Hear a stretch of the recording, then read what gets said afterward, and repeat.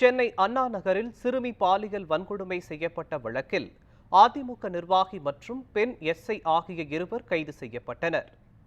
கடந்த செப்டம்பர் மாதம் சென்னை அண்ணா நகரில் 10 வயது சிறுமி பாலியல் வன்கொடுமை செய்யப்பட்ட சம்பவம் அதிர்ச்சியை ஏற்படுத்தி பூதாகரமாக வெடித்தது.